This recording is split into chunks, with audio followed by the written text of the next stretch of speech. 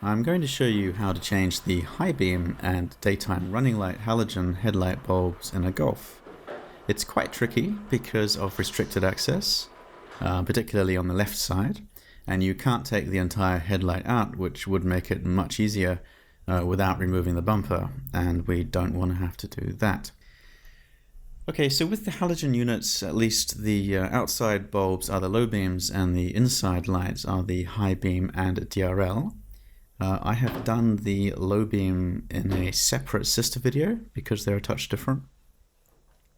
So open the bonnet and then take a look at the headlight unit, and you'll see that on the back of the unit are these rubber caps, 3 in total. This is the high beam and the one that we want, and the middle one is the indicator, and this one on the outside is the low beam. So the first thing to do is remove the rubber cap. It just pulls off like this, very easy. Just don't drop it down into the engine bay.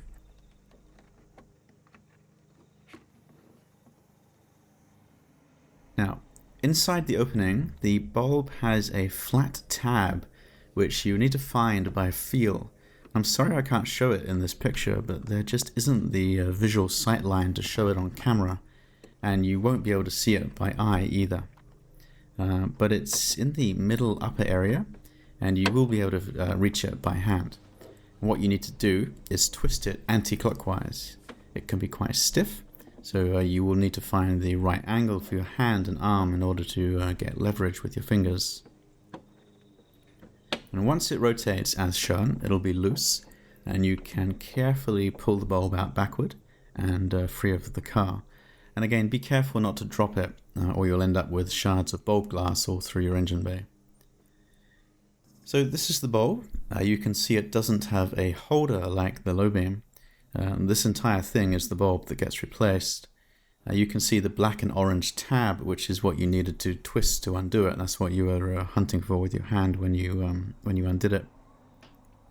And when you twist it, you're disconnecting these plug prongs, which is one reason why it can be so stiff. Okay, so these are H15 bulbs, which are an unusual type that Volkswagen use. They're a dual filament bulb, and if you look carefully here, you can see them both. One's the 55 watt for the high beam, and one's a 15 watt filament for the daytime running light. And here's a demonstration of that. That's the high beam filament lit, and here's the DRL filament lit.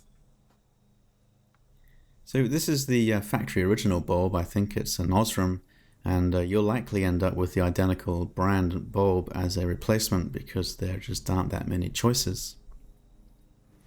Oh, and by the way, I'm not following my own advice here, but you really should wear latex gloves when handling these bulbs, as oil from your skin will shorten the bulb's life if it gets on the glass.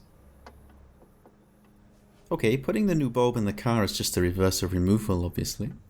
Be very careful not to scratch or damage the bulb as you maneuver it back into the reflector housing. The correct orientation, roughly speaking, for the bulb is with the connector prongs pointing upward and to the left, as shown. And that applies on both sides of the car, by the way. And beyond that, it's much more helpful to just look from the front of the headlight through the hole, maybe use a flashlight, than it is to try to see anything from the back. So I suggest you do that. Once it's in position in the reflector housing, you'll be able to twist it clockwise home.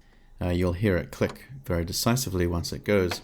But this can take quite a bit of force that can be hard to generate with poor leverage, so be patient and go easy on your fingers.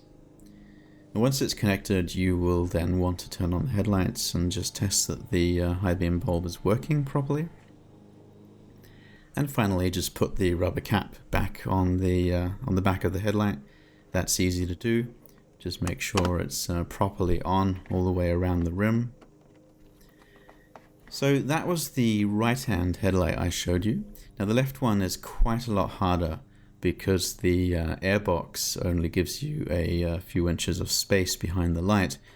You can reach the tab, but if the bulb is too stiff to twist, it can be very awkward. It's just really difficult to get leverage unless you have particularly strong fingers. I actually resorted to a pair of long nose pliers which I was able to position under the airbox and then maneuver in place just by feel.